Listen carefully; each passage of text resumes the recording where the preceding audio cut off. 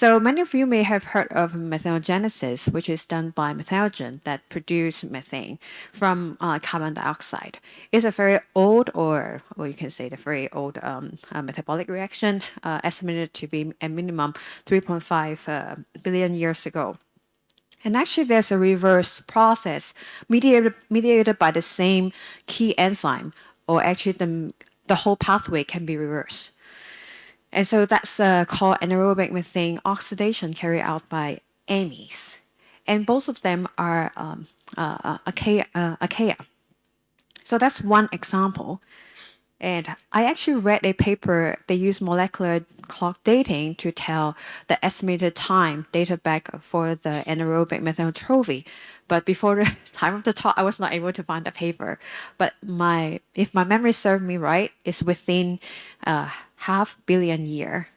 And so that means, very intriguingly, in the reducing environment, methanogenesis, a reduction process, appear first, and which predates the anaerobic methane oxidation process. And that's not only the one example. I think Albert or someone who mentioned about the acetyl-CoA pathway. And so the Wood-Langdale pathway also can be reversed and mediated by the two main enzymes also, and has been estimated by molecular clock dating and some of the other geological record, and interestingly also estimated to be back to 3.5 billion years ago. And so the reverse, for the reverse reaction, the acetate breakdown is carried out by heterotrophs. And here comes the part that I'm interested in, is actually related to the sulfur cycling. And so sulfur reduction, a lot of people have known of, and it's mediated by the enzyme DSR. I'll mention DSR quite a lot in the talk. It's dissimilatory sulfate reductase. And from fossil record, dated back to close to 3.5 billion years ago. Again, and so I think many of us do not know is actually DSR can carry out the reverse reaction. And that's the part that is less known.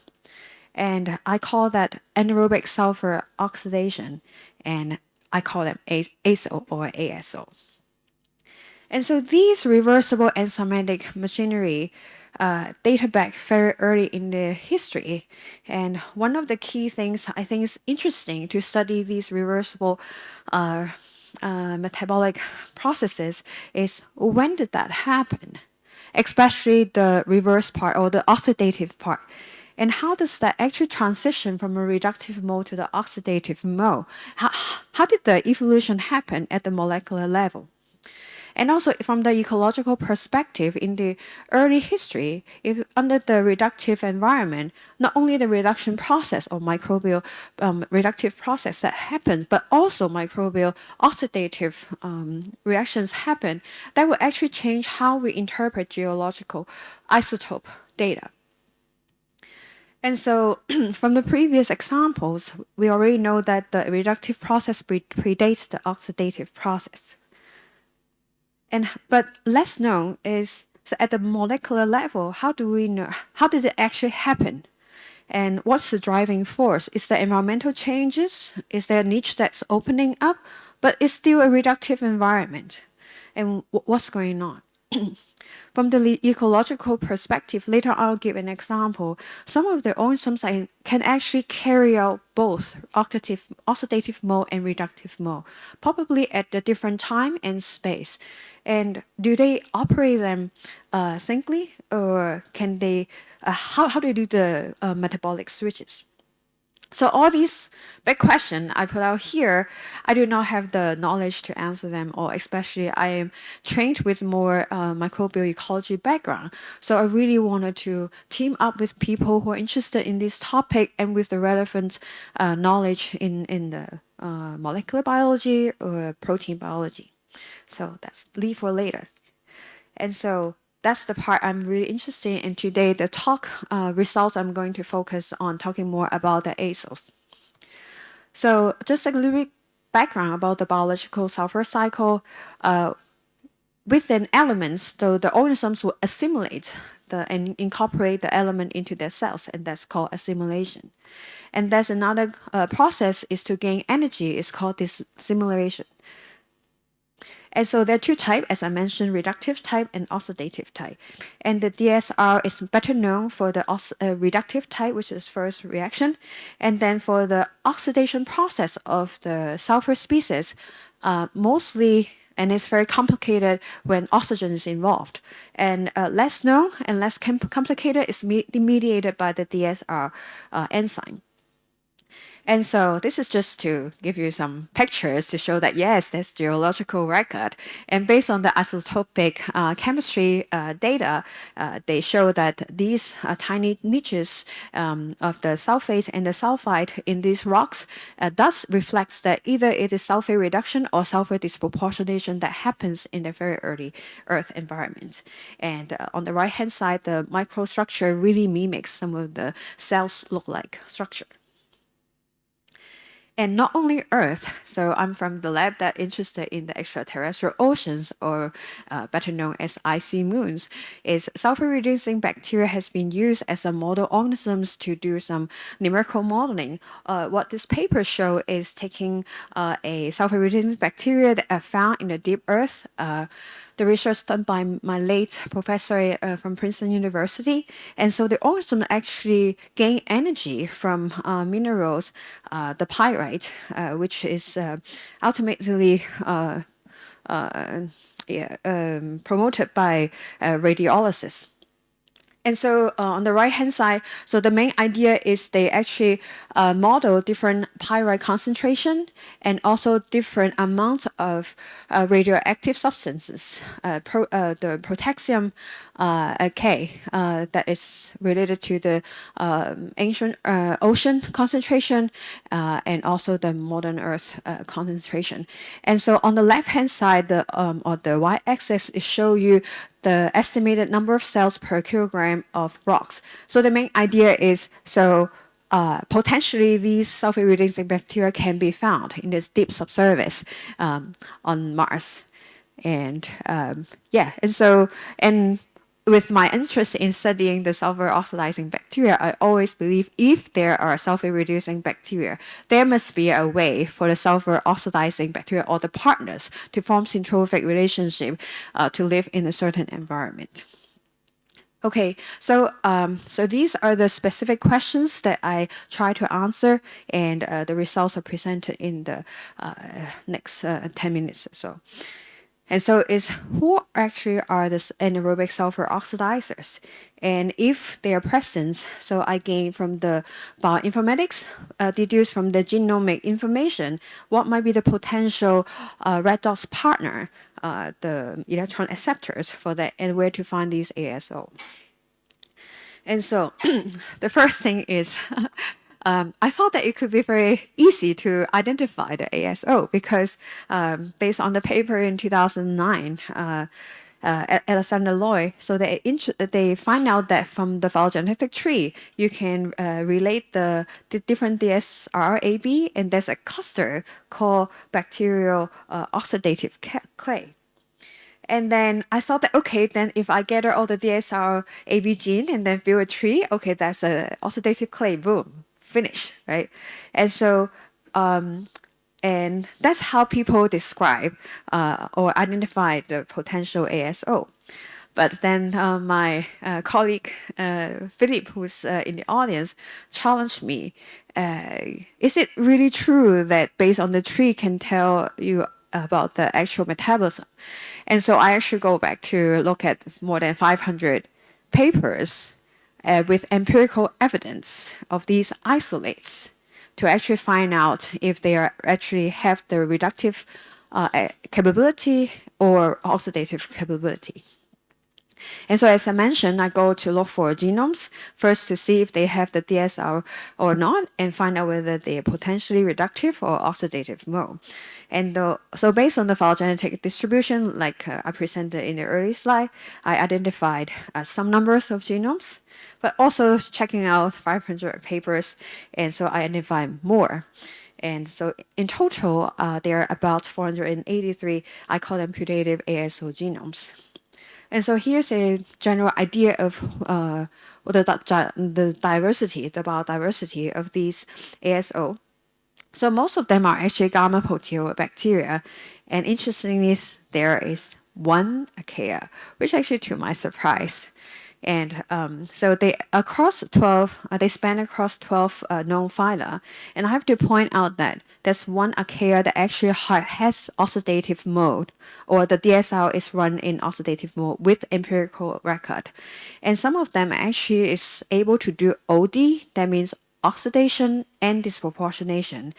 And actually, there are a few of them can do RDO. That means the same organisms, given different condition in cultivation, they can actually do reduction, disproportionation, and oxidation. I find it amazing.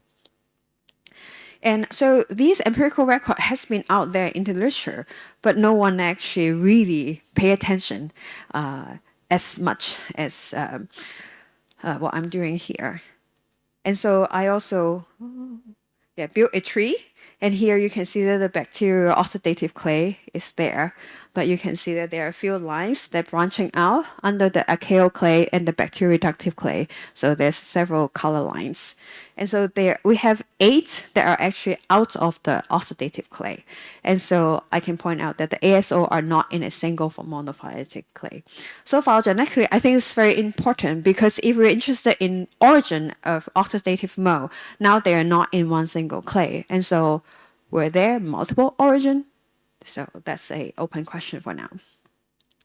So if they are able to if they have the capability of carry out the sulfur oxidation under anaerobic condition, then what may be the electron acceptors? That's what I'm looking for. And so here I use the label of SN. That means they use nitrogen species, a list of different genes, as the the key genes for the reduction process. And also some of them actually can perform phototrophy. And SM means they use metal, mainly actually iron. But recent papers also mentioned that they can use these genes for arsenate reduction, coupling with sulfur oxidation. And amazingly, actually, in the past 5 or 6 years, some of them actually use arsenate and etimidate. The etimidate is very surprising. And more surprising is after I survey all these almost 500 genomes, I realized that they can actually use, so here's a very busy graph. So yellow is sulfur, and then the orange is, I actually don't remember. I'll show here. Yeah. So the orange is the most recent known type using the arsenate and also etimidate. But you can see that all of the genomes has the capability of using or coupling the etimidate or arsenate and nitrogen species with the sulfur oxidation. To me, that's very interesting because metal-driven sulfur oxidation, probably no one talk about it at all. And so there are only a few types of organisms can use phototrophy coupling with sulfur oxidation and the metal, the more traditional iron. So I would say that all of these also seems to have multiple ways of coupling the reduction process with the sulfur oxidation. I call that has redox versatility.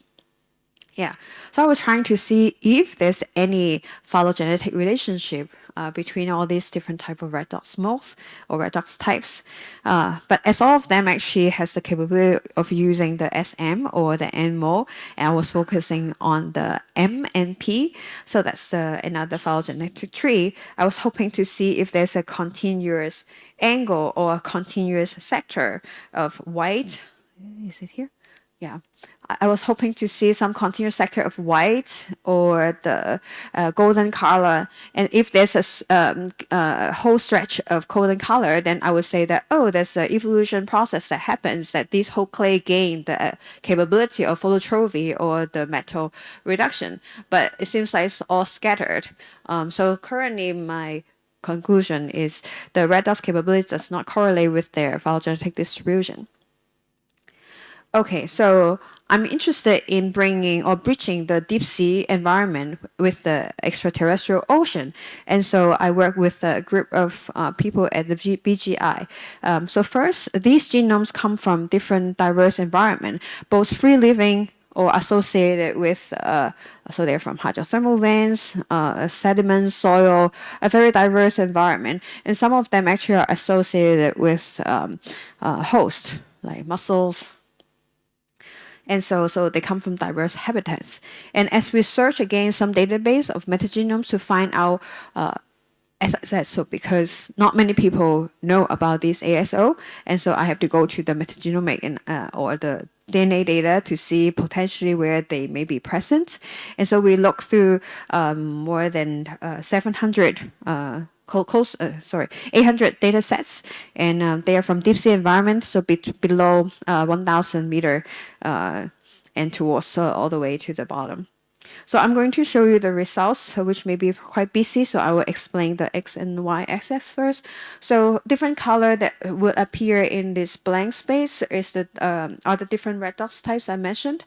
And here on the X axis is different type of subtypes of habitats in the deep sea environment. On the y-axis is the relative abundance.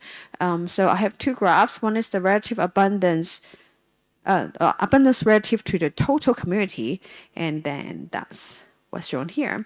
You can see most of the ASO are found at a very, very low abundance, but they can be found in basically all different types of marine environment, in seawater, and a lot of them in the vent environment. So these are some exceptions because they not only have DSR, but also the SOx, which is using the oxygen as the electron acceptors. So that explains why they have a high abundance.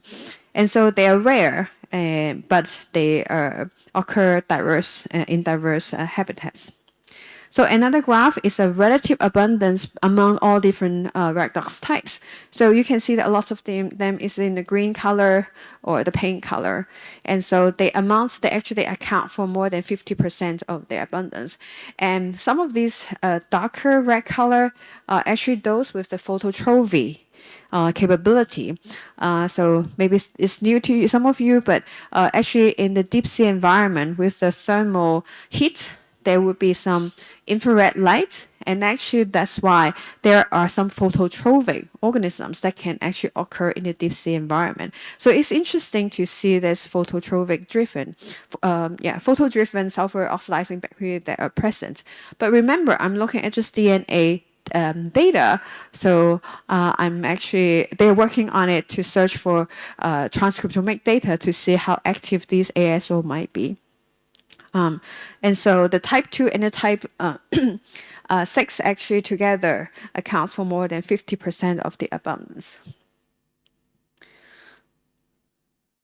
So just a short summary of the current results we have is the ASO are taxonomically very diverse, and they are redox, from the redox point of view, they are very versatile, and they usually occur at a low abundance, but in a variety of marine environment. And one I want to point out is not only they use the nitrogen species, but metals is one of the open up a research area that we should look at, the metal-driven sulfur oxidation. Okay, going back to the bigger picture of the reversible machinery. For these three questions, I'm now getting into the ecological perspectives, but I really want to get into the first two area. And regarding the origin and the time of the emergence, I have created some sketches from three different papers that actually produce a substantial phylogenetic tree using both the oxidative and the reductive type of DSR. So this is the first paper. So the main thing is that these two papers are actually from the same group. So with increasing number of the genes, these two structure shows that the oxidative clay diverge from the reductive clay early in the history, shortly after the bacteria come off from the archaea. But the more recent one, which include even more number of sequences, push the oxidative clay further into the tree and farther from the root. And so Philip and I start to wonder, is this just an artifact of the number of sequences incorporated into the tree that actually change the view of the evolution of the oxidative clay, or like which one is true. And so we come up with something interesting. You can tell us whether you think that it's worth pursuing or not. And so that's another. So that's how Philip described it, because all these three, for their publication, they need to show how robust is the tree they constructed. All of them has a very good, robust tree support, or the topology. They believe that is true. But then they present different view of evolution of this red clay. And so to him is the paleontologist trees confidently imply a contradictory genealogy. And another prominent example, as you may know, we have known about the 3D or the three-domain tree of life for a long, long time. Although there was some debate during that time whether it's a two-domain or three-domain of life, until the recent discovery of the ESCAR sequences, it actually provides much stronger evidence that it's a 2D tree, two-domain. So with bacteria, and then the archaea comes in first, and then the eukaryotes emerge from the archaea. And so our concept is in addition to, or instead of searching throughout the whole world for samples to extract the dsRAB genes or the ESCAR sequence, can we use in silico generated or computationally generated amino acids? Can we add these new sequences to test how stable is the tree topology? And that's what we're trying to do, and with the dsR as an example. So Philip has a poster on Friday, so welcome to come and have discussion and tell us what do you think it may be, what may be good to continue with this testing of the tree or phylogeny resilience with this idea of computationally generated amino acid. And I was interested in learning more about those who work on amino acids, because the next step would be how can we test these computationally generated sequences. Can they have that structure and actual function of DSR? So I'll end here and take all the questions. Yeah. Thank you.